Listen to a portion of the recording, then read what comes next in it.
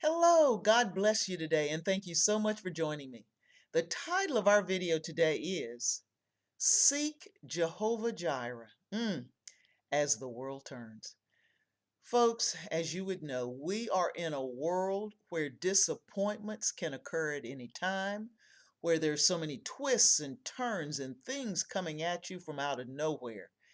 As a matter of fact, something like that has happened this week in my own life, and I was very aware of how I was handling myself. And one thing that really helped me, I'm going to share with you today. And I'll just go ahead and give it to you. It is that as you're going through challenges in life, it's important to realize that God has already prepared, He's already provided for you. And it's so important to consider that instead of focusing more on all that is twisting and turning in your life.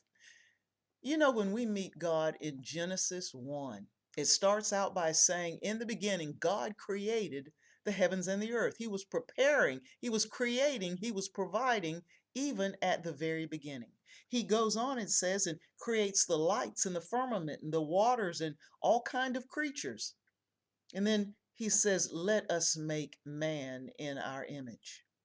He goes on to say that you have all these herbs and everything in the field for you to eat. In other words, God says, I have beautifully prepared for you. And it's awesome how God is so intentional. He's so deliberate where we're concerned. Jehovah Jireh, the Lord God who provides for us. Hallelujah. And all of this, believe it or not, has been laid out for us from before the foundation of the world. God prepared for us to be delivered from sin. When we think about Ephesians 1 and 4, it says, He chose us in Him before the foundation of the world, that we should be holy and without blame before Him in love. This is the path that we are on. How is this possible? In 1 Peter 1 and 20, it says, Jesus was foreordained before the foundation of the world and was made manifest in these last times for you. So before the foundation of the world, it was chosen that Jesus would die for us so that we could walk on a path of holiness and righteousness before God. How else is God providing? Well, each and every day in Matthew 6 and 11, it says, Give us this day our daily bread. In the Lord's Prayer, we are told to come to God and seek Him for our sustenance, for our lives, what it is that we need on a daily basis. And God proved Himself faithful when He provided manna daily to the children of Israel in the wilderness.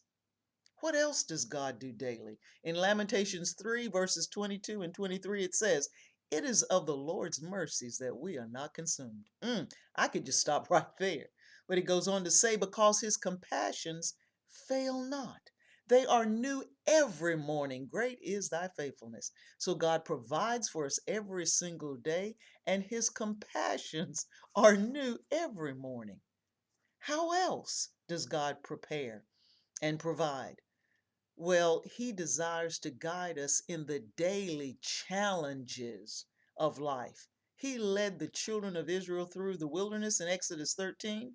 He was a pillar of cloud by day and a pillar of fire to give them light by night. Each and every day, He was guiding them through the challenges of the wilderness. Psalm 139 tells us that He wants to lead us in the way everlasting, a way that's already been prepared for us from the foundation of the world. Psalm 23 and 5 says that He prepares a table before us in the presence of our enemies. Whatever your challenge is that's staring you right there in the face, He desires to prepare a table before you in that situation's presence, in those individuals' presence.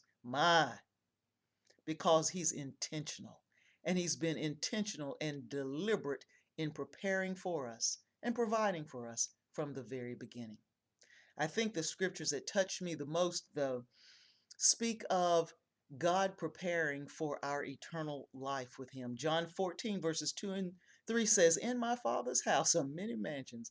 If it were not so, I would have told you. I go to prepare a place for you. And further on it says that where I am, there you may be also.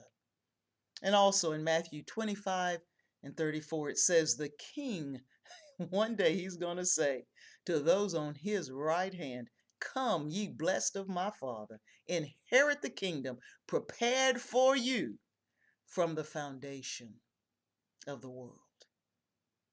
So how would I conclude this little discussion with you? First, with the fact that our charge truly is to trust. 1 Corinthians 2 verses 9 and 10 says, eyes have not seen, nor have ears heard, neither have entered into the heart of man the things that God has prepared for those who love him. But God has revealed them unto us by his Spirit. For the Spirit searches all things, yea, the deep things of God.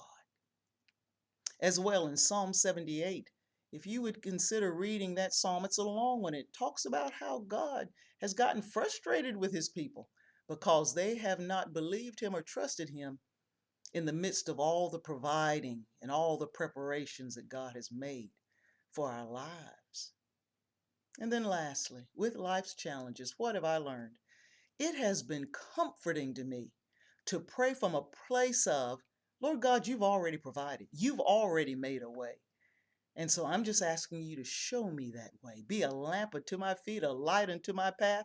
I'm inquiring of you and asking you to reveal to me the way that you have already made in this situation. That is an extension of my faith. I'm saying, Lord God, I know you've made a way. You always have. Now show me the way through what I'm going through now. Oh, I desire to encourage you. Oh, what the Lord has prepared for those who love him. I want to thank you for listening. This is Just Iris. Please think on these things.